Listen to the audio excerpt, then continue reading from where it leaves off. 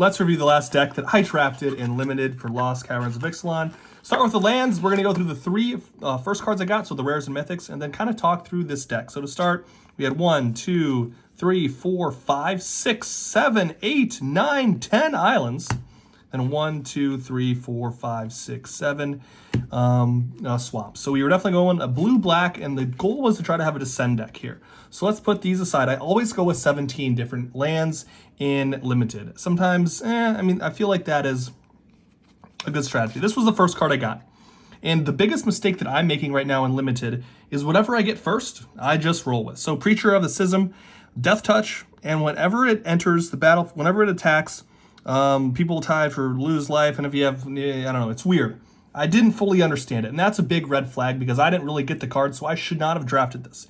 Even though it was the rare that I got, it was dumb to draft. So we're going to put that in the dumb to draft. This was the second one I got. This was the second pack that I got. It was a rare. This card is awesome.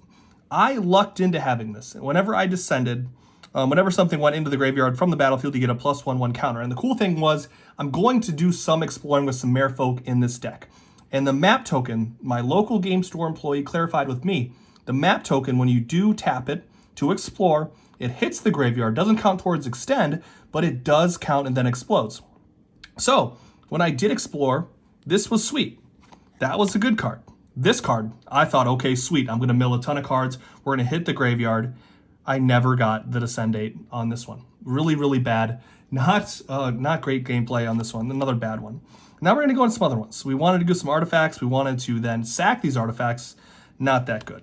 This card, it was nice because I wanted to do some blocking. Again, not good. This card, these next three, these Spyglass Sirens, these were awesome cards for me. Two of these had flying, really tough to get. This was really good in getting the opponent down. It's a 1-drop. And this Merfolk Cave Diver, not that good because I didn't do a ton of exploring. So that goes there. This goes here. In this deck, it was 2 turns away on multiple games. I played 6 total games, lost all of them. I was 1 turn away from winning twice. And definitely the big reason is Ukenbach. I really like this card, but the problem is it's really hard to use this card. It's tough to get the descend date because people would pretty much just exile cards from my graveyard into, so they'd exile the cards from the graveyard into the exile pile, and I was never able to get this. There was 1 turn that I was almost able to do it, but then I didn't. This card, I don't know where it goes. I mean, it never worked, so I'm putting it there. This card's sweet. Definitely helps you draw more cards. Ukenbach.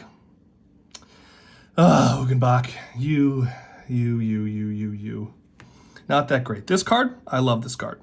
It enters the battlefield, and you mill a card, you draw a card. This definitely helped me with descending. And then, when it turns over, this card is sweet. It turns over into the Iceberg Titan, which is a 6/6, and it's huge. But I was often going up against red and white decks, mainly, that had just so many creatures on the battlefield, I still couldn't block them all. So it didn't really matter. This card. This card is awesome in draft if you have any sort of descend. I don't think a descend deck is a good thing to build around in Ixalan draft, but this card is still awesome if you have a minor descend build in the deck. Because if you descend this turn, you put a +1/1 counter on it. It did every time it got onto the battlefield for me. Someone did take it out with that, some sort of a card. Now this card, Waterlogged Hulk. I got cooked with this the week before in draft, so I saw it and I wanted it instantly. I got this in my first pack when drafting, and that's another decision that I should not have made. So this pretty much lets you mill a card. It's kind of nice. You mill a card, then eventually it's going to turn into this. But this, I realized, isn't that good because when I went to swing it the first time, I didn't know what Crew 1 meant because I didn't read the card before. I was just like, sweet, big ship, hit hard. But you have to Crew 1, so you have to tap another person that can't attack. Since I had a bunch of big people out there that I was like tapping a 4/4 to swing with a 6/6. It's a good card, but I used it poorly. You could definitely use that. Waterwind Scout, these are great. Goldstone Compass. This was something I was trying to use with the different artifacts to then sack stuff and then get to this card from the Lodestone Needle. Lodestone Needle starts, you can pretty much nullify 1 artifact. This is not that good because a lot of the artifacts really don't matter. Like you might get a Tinker's Toad out there, which is okay, but it's not going to destroy you. And there's just not a ton of good artifacts other than the one that does the skeletons in black. And I've only seen that in draft once. This card, I would avoid, unless you know how to play it better than I do. I don't know how to play this card well, and it definitely hurt me. This card, I've gotten this card in multiple drafts. I've done a white-black, and the last 2 drafts I did blue-black.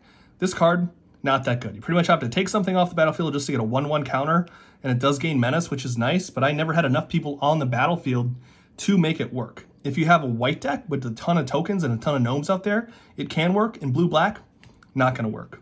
This is, I don't know why I had 2 in here. This is the second one I had. I never needed the reach. I got destroyed the week before with flyers, mainly the old tech Cloud Guard, and I never really needed this. Waterwind Scout, I love these. This is another great card if you want to descend. When it hits the battlefield, you look at the top 3, you put 1 in your hand, and then the other back in your graveyard. It's awesome. It's really nice if you want to hit Descend 8. Again, I never hit it because a lot of the best strategies in Ixalan are just getting cards out and destroying people. But again, a sweet card. This thing pretty much always got destroyed right when it hit the battlefield. At the beginning of your end step, if you descended, which I did a lot, you create a black 1/1 token. Great card, great synergy. People would take it out immediately. So you definitely need more cards like this to get those creatures out there. Not great in blue-black. Now another card, Sage of Days, great card. And the last card that I had was the Visage of the Dead. The Dread, excuse me, which is great because you can see all the cards in your opponent's hand, and it enters, they reveal your hand, and you throw something out. And then you can craft it with 2 creatures. Not great for this build because I have a ton of big creatures. So don't do that. Eventually, at one point in one of the 3 games, I had a 6/6, and I was crewing it with this. So the blue-black big guys, not my favorite strategy. Hopefully this helps. Build better decks than I can.